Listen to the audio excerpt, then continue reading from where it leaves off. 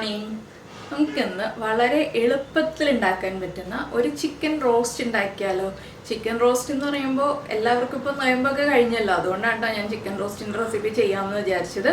അപ്പോൾ അധികം ഇൻഗ്രീഡിയൻസ് ഒന്നും വേണ്ട, നമ്മുടെ വീട്ടിലുള്ള ഇൻഗ്രീഡിയൻസ് ഒക്കെ ഉപയോഗിച്ച് ഒരു അരമണിക്കൂറിനുള്ളിൽ തയ്യാറാക്കാൻ പറ്റിയ റെസിപ്പിയാണ്. പക്ഷെ നമ്മൾ മാരിനേറ്റ് ചെയ്ത് കുറച്ച് സമയം വെക്കണം.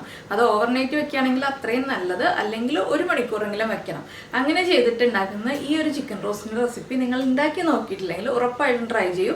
പിന്നെ ഹോൾ സ്പൈസസ് ഒക്കെ ഒന്ന് ഡ്രൈ റോസ്റ്റ് ചെയ്ത് പൊടിച്ച് തന്നെ എടുക്കുക കേട്ടോ.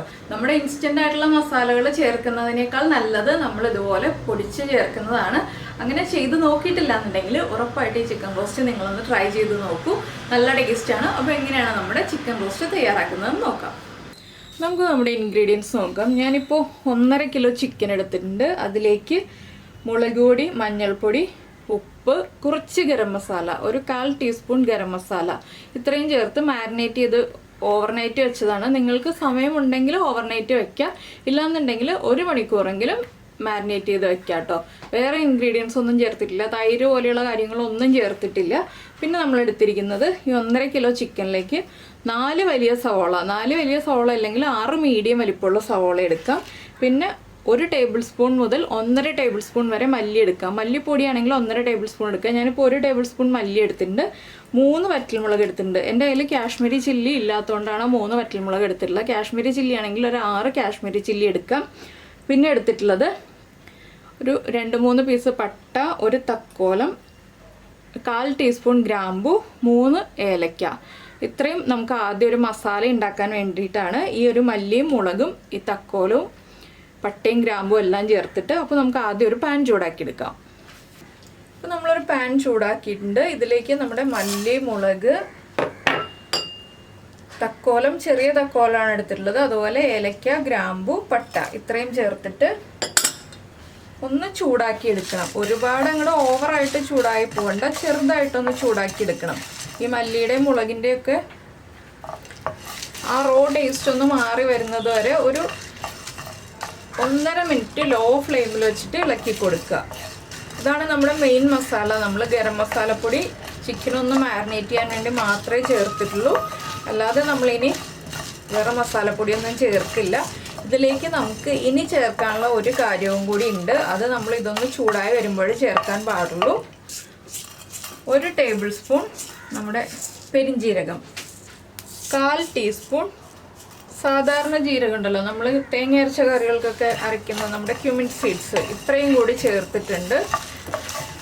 അത് നമ്മുടെ ജീരകം ലാസ്റ്റ് ചേർക്കുന്നത് എന്താണെന്ന് വെച്ചാൽ മല്ലിയും മുളകൊക്കെ ഒന്ന് ചൂടായി വരണം, ജീരകം വേഗം പൊട്ടും, അതുകൊണ്ടാണ് നമ്മൾ ജീരകം ലാസ്റ്റ് ചേർക്കുന്നത്.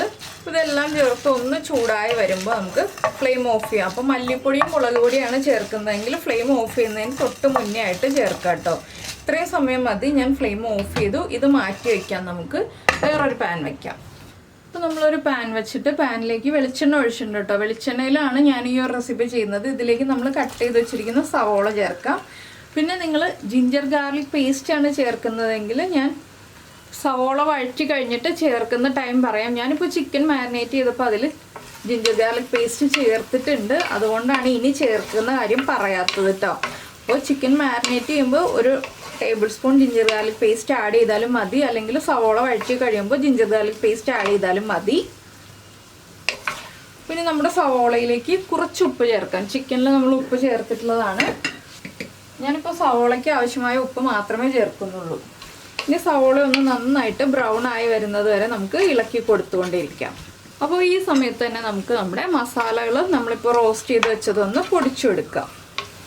ഇപ്പോൾ നമ്മുടെ സവോളയൊക്കെ നന്നായിട്ട് കുക്കായി വന്നിട്ടുണ്ട്. ഈ ഒരു സ്റ്റേജിലാണ് നിങ്ങൾ ജിഞ്ചർ ഗാർലിക് പേസ്റ്റ് ആഡ് ചെയ്തിട്ടില്ലെങ്കിൽ ഇപ്പോൾ ചേർക്കാം കേട്ടോ. ഒരു 1.5 table spoon ginger garlic paste.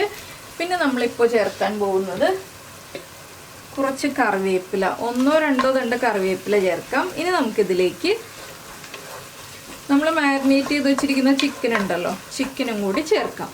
ഞാനിപ്പോൾ സ്കിന്നോട് കൂടിയ ചിക്കനാണ് എടുത്തിട്ടുള്ളത്.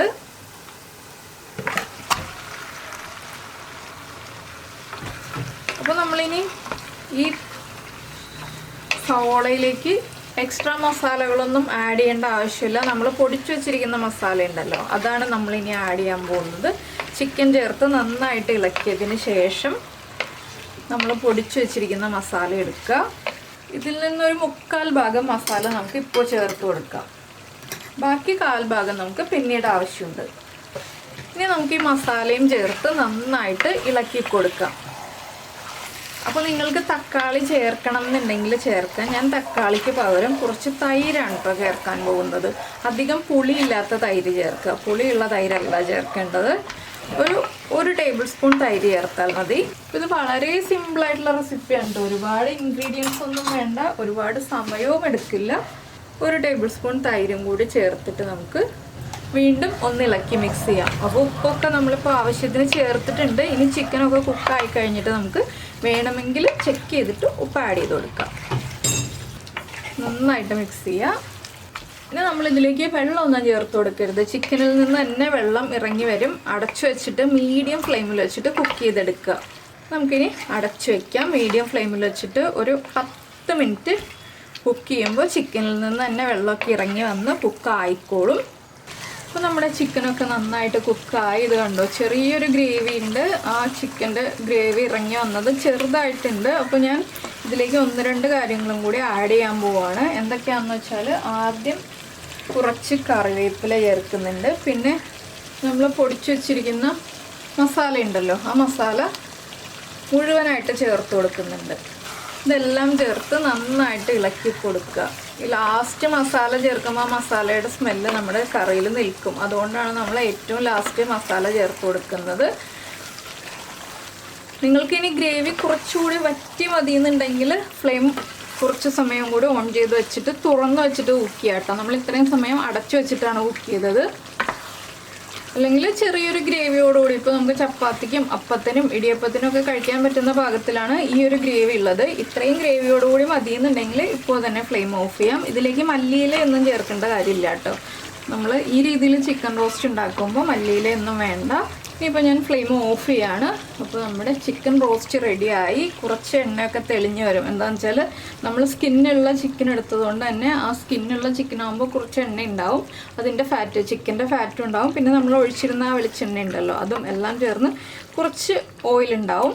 പക്ഷേ ഈ ഓയിൽ ചേർത്ത് കഴിക്കുമ്പോഴാണ് കേട്ടോ നല്ലൊരു ടേസ്റ്റ് ഉണ്ടാവുക. അപ്പോൾ നിങ്ങളെല്ലാവരും ഇതുപോലെ ചിക്കൻ റോസ്റ്റ് ഉണ്ടാക്കി നോക്കിയിട്ടില്ല എന്നുണ്ടെങ്കിൽ ഉറപ്പായിട്ടും ഉണ്ടാക്കി നോക്കിക്കോളൂ. അപ്പത്തിനും ചപ്പാത്തിക്കും ഇടിയപ്പത്തിനും ചോറിനും എല്ലാത്തിനും കൂടെ കഴിക്കാൻ പറ്റിയ നല്ലൊരു റെസിപ്പിയാണ്.